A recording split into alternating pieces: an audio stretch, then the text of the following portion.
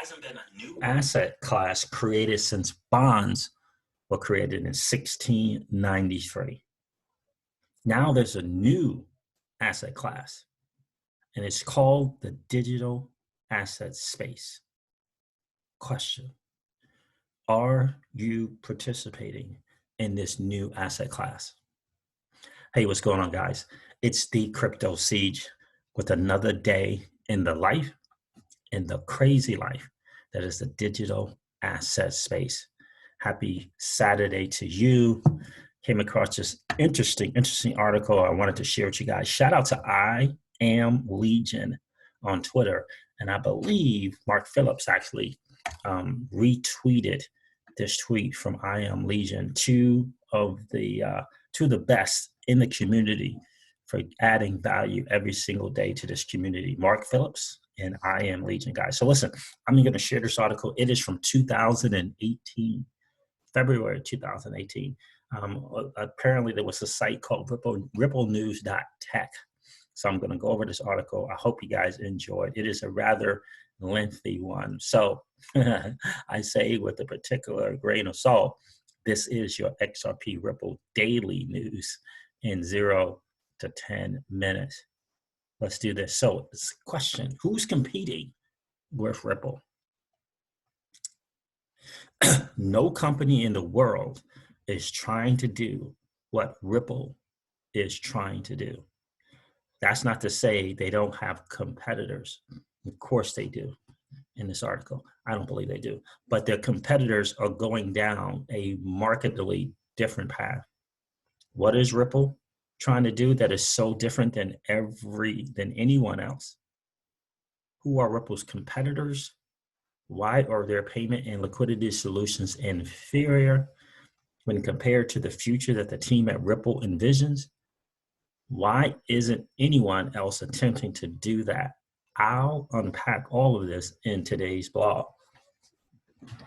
So here's some of the pain points. Again, a great read. It's always great to go back in the day and see and talk about it now to see how relevant and how important and actually how far they've come in their journey. So the pain points is on a high level, there are two primary pain points for financial institutions when it comes to cross-border money transaction: payments and liquidity. It's important to distinguish the difference between the two because the problems associated with each and solutions to each are dramatically different. And so far as payments are concerned, Ripple has been able to modernize the system without the need to implement a digital asset in the solution. Isn't that interesting? Ripple's current platform is capable of processing payment transactions in a matter of seconds rather than days, while lowering operational costs. This technology makes entire layers of human management obsolete. And eliminating this labor expense is one way that Ripple is able to save banks large sums of money. In fact, Ripple's X-Current is capable of reducing international payment infrastructure costs by up to 33 cents. Love that word, infrastructure, nowadays. Critics like to point out that Ripple solved the payment problems without any need for XRP.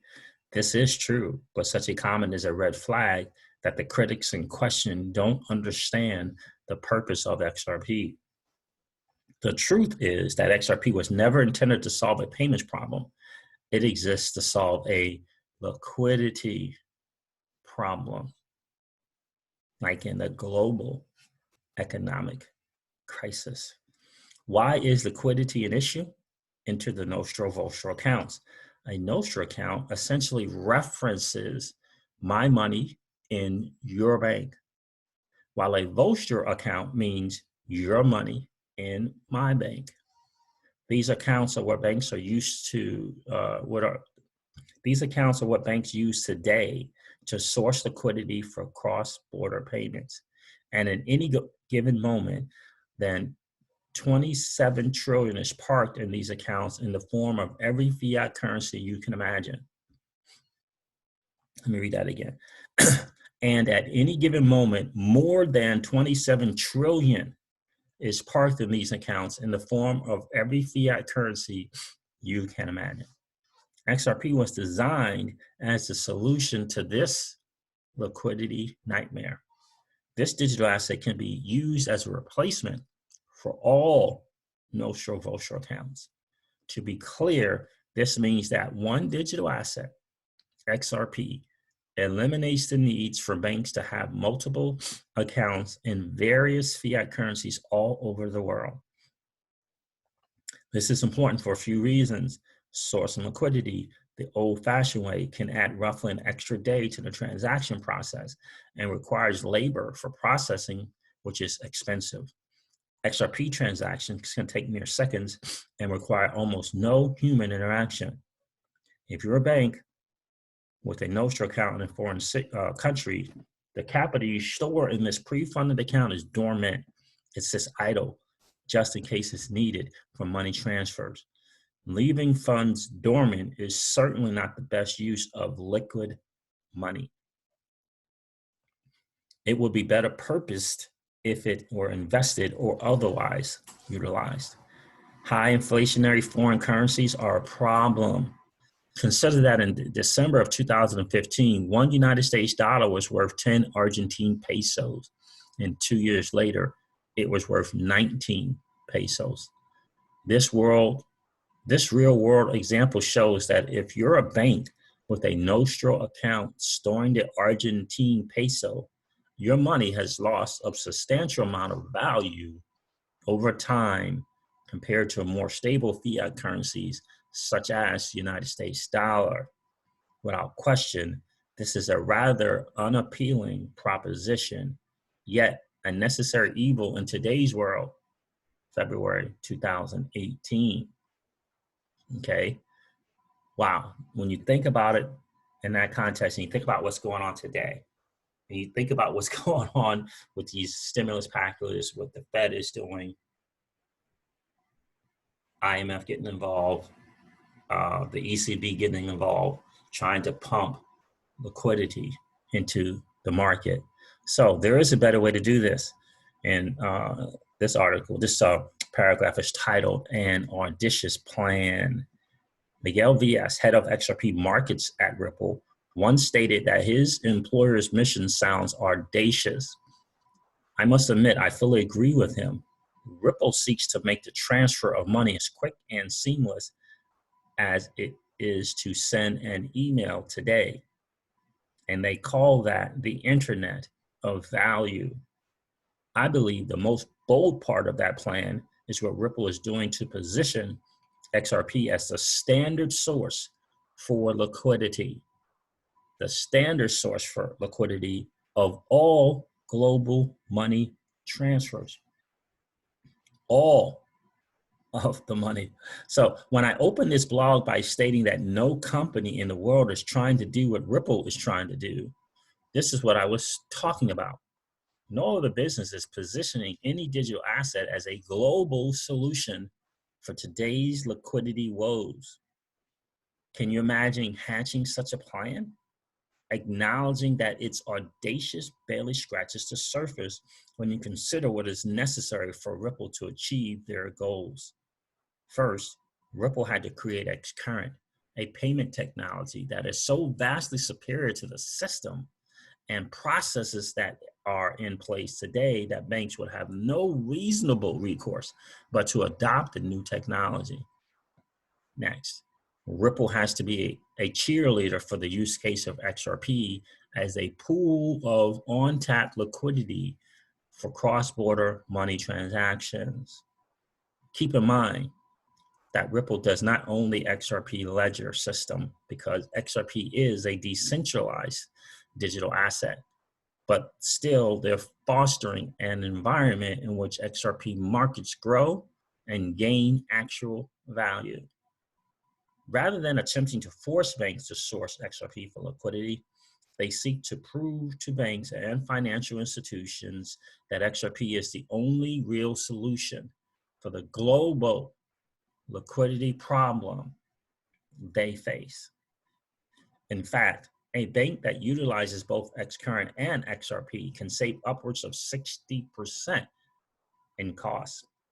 Trillions of dollars are transferred around the world on a daily basis. That means that if XRP does one, that means that if XRP does one day replace Nostro Vostro accounts, can't speak today, its market cap will need to be in the trillions. Ripple has not blatantly stated that they have a goal of XRP one day reaching a market cap in the trillions, but it seems obvious to me that is what they're aiming for. That is what makes Ripple's plan seem audacious, but it's also the reason that it is truly visionary. Next paragraph is titled "A Perfect Storm." How could it ever be possible for Ripple to clean up the train wreck that is the global money transfer system? It's thanks to a blend of fortuitous timing and incredible technology. XRP was created in 2012, just 3 years after blockchain technology was introduced to the world via Bitcoin. Since its inception, the value of Bitcoin has soared because enough people have decided that it does in fact have value. It can be argued that on the day that Bitcoin inventor Satoshi Nakamoto launched his invention, Bitcoin had no value. It wasn't until the world began to adopt the platform and individuals converted their fiat currencies into Bitcoin that it really had any value. Similarly, XRP had no real value on the day that it was launched, yet today it enjoys a market cap of roughly 37 billion because people and businesses have come together and decided that that is what it's currently worth.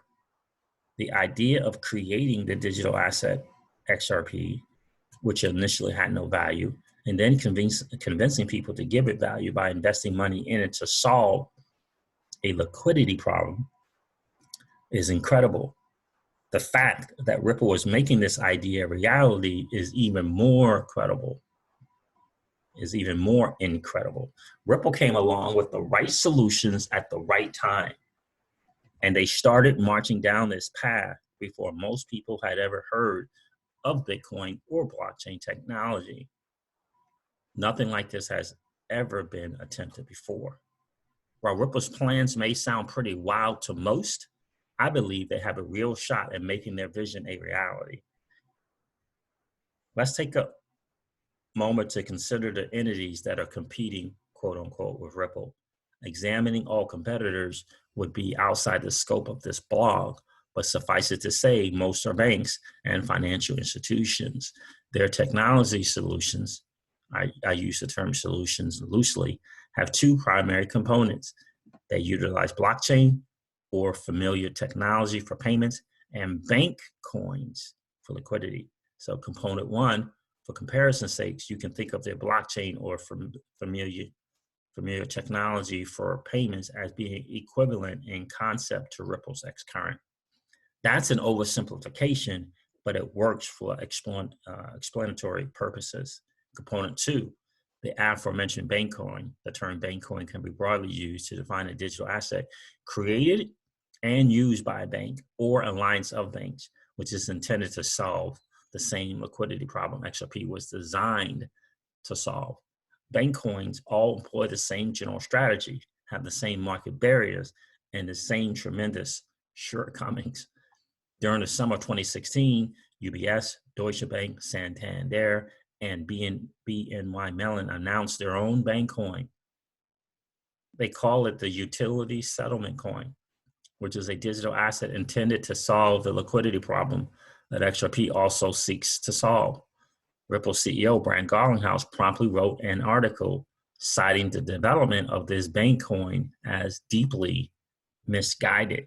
He was quick to point out a glaringly obvious problem is that a bank coin can only efficiently settle between the banks that issued it. Here's a quote from Brad Garlinghouse's article referencing two possible outcomes. Scenario one, all banks around the world put aside competitive and geopolitical differences, adopt the same digital asset, agree on its rules, and harmoniously govern its uses. Fat chance.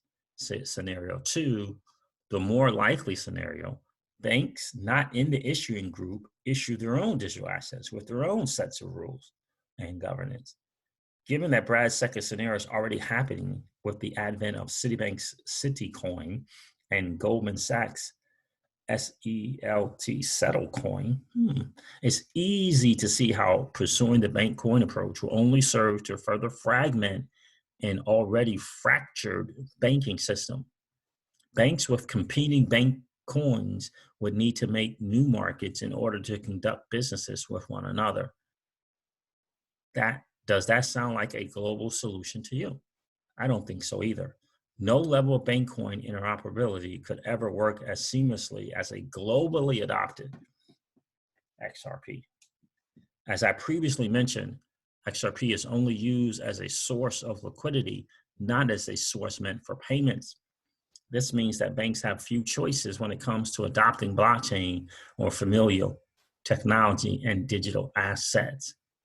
Step 1, utilize Ripple's Xcurrent for payments and XRP for liquidity. Number 2, create their own blockchain or familiar technology for payments and use XRP for liquidity.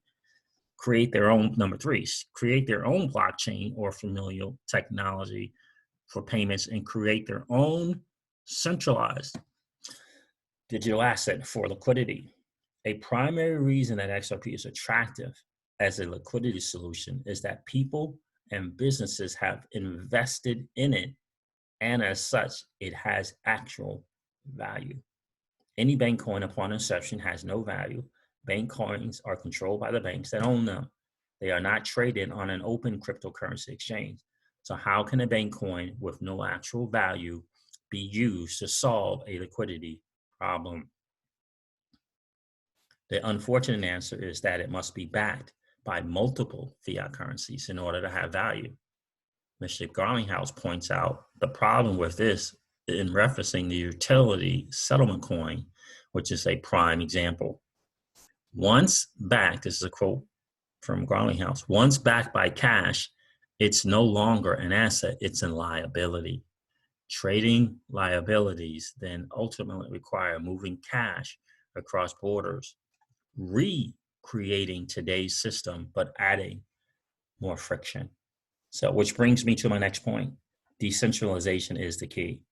Bank coins are centralized systems, which means that the owner of each individual system will ultimately enjoy the most benefits.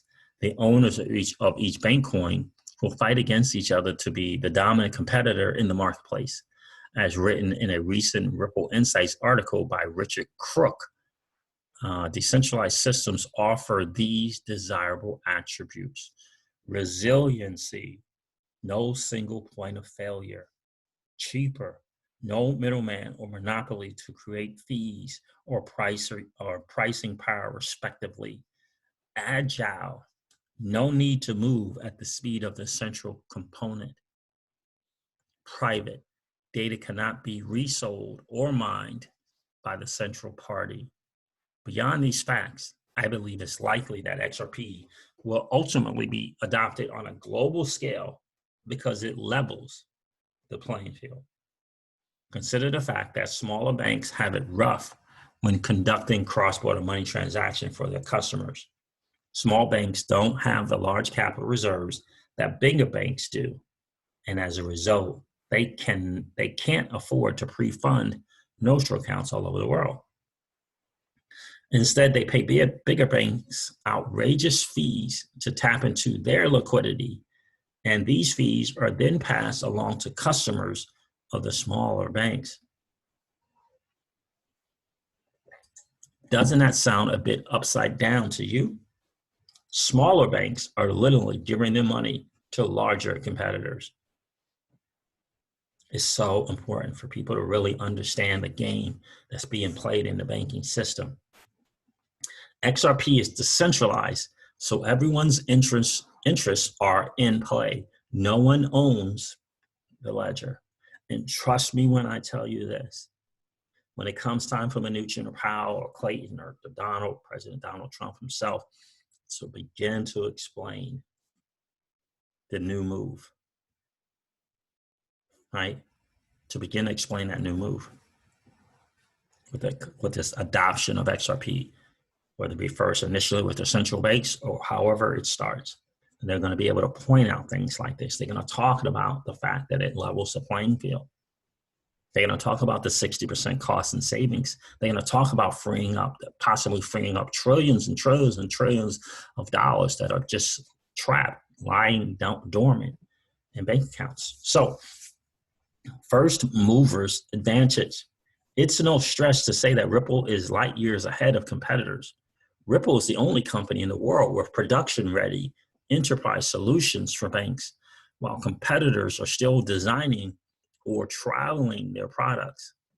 While some banks will continue to fight for their own personal dominance by developing bank coins, not all will resist the future. Consider that Mr. Yoshitaka Kitao, CEO of SBI Holdings, has publicly stated that he strongly believes XRP will become the global standard in digital currencies. In May of 2016, SBI Holdings launched SBI Ripple Asia, a consortium of over 60 banks, which includes top banks in Japan. They began using Ripple technology for both domestic and cross-border payments. Mr. Kitao stated recently that they are increasingly interested in using XRP for payments. The Bank of England is currently a customer of Ripple. Royal Bank of Scotland embraces decentralized ledger system and supports what Ripple is doing. On February 7th of this year, which is 2018, Brad Garlinghouse publicly stated that a yet announced central bank is also working with Ripple. Compare the first mover's advantage XRP has and the fact that it is a truly global solution against bank coins coming late to the party and being closed systems. There is no comparison. Now, he talks about crypto competition here, and he's got Ripple versus Stellar. There is one other company competing in the cryptocurrency realm, and I'd be remiss if I didn't mention them. I'm speaking of the nonprofit entity Stellar Development Foundation, which created a copycat cryptocurrency called Stellar Lumens. Their cryptocurrency is a fork of the XRP ledger, not so much a fork, and as such, it shares a lot of code and attributes. Is Stellar and XLM a threat to Ripple and XRP? At present, not really. Stellar has a vastly different business plan, and Ripple is seeking out a different customer. Ripple is positioning XRP as a global solution for liquidity, while the mission of Stellar is to utilize XLM in countries such as Nigeria, where the average person doesn't have a bank account. Even if the technology is similar, they aren't a great threat to each other right now. Once XRP becomes the standard source for global liquidity, there's no reason that XLM ever could or would take that position away from XRP. A unique approach. Why is no other business trying to position a decentralized asset as a global liquidity solution? All of the banks that are developing their own blockchain technology to improve payments and liquidity are doing so out of self-interest. And that's fine. Banks are businesses and should do what they believe is in their best interest. They don't feel incentivized to create a global payment system. Instead, they believe that a closed system they control would be most profitable. Of course, if XRP becomes extremely dominant, banks in closed systems will be less desirable by customers that do cross-border money transactions. Ding, ding, ding. And Ripple knows that and understands that. And it's going to, the power of the Ripple net is going to be a real deal. The network effect is going to be a real deal. And you are not going to want to be that company, that bank that is on the outside looking in. Okay, so this could negatively impact their market share. For now, though, banks will fight within the marketplace to retain as much power as they can. Conceptually, what Ripple is doing to position XRP is such a radical concept that it's not hard for me to accept that no one else is taking the same approach. It would be an impossible task to successfully launch a new decentralized digital asset in competition with XRP at this stage in the game. Ripple has been at this for 6 years, And if XRP really does become the standard, I wouldn't be surprised. I would say when XRP really does become a standard, I wouldn't be surprised to see it stay that way for decades or longer. Only new technology that is equally disruptive as blockchain would ever have a chance at changing the industry to this degree. Technology like that only comes along every once in a great while. There are currently over 100 banks using current. So it's safe to say that Ripple is succeeding at implementing their plan. Remember, this is February 2018. Ripple's software that utilizes XRP is called XRapid and was launched in the late summer of 2017. Given the newness of the technology and the fact that sales pipelines take time to develop, only several XRapid customers have been announced by Ripple to date. I think that you should expect a lot more to come in 2018 and beyond.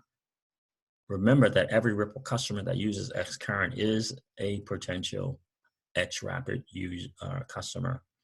The bottom line is that if you're not competing against XRP with a globally oriented, decentralized digital asset, then you're not really competing. And this says, interesting, okay, this author is Matt. And this was actually Moon Lambo. How about that? Okay, shout out to Moon Lambo. So guys, there it is. What a great read, great article. Shout out to Moon Lambo for putting this out. And shout out to I Am Legion and Mark Phillips for putting it out on Twitter so that we could share it with the community. All right, guys, listen, I'm going to wrap up this video like I do all my videos and remind you of this. Old money doesn't want you to win. They don't want us to win. They would rather us remain a cog in their perpetual wheel of trading our time for dollars. They don't want us to play in the same playground that they play in, where we allow our money to work for us. This is our chance to win, guys. The digital asset space is our chance to win. We are in the midst of the greatest transfer of wealth in the history of man.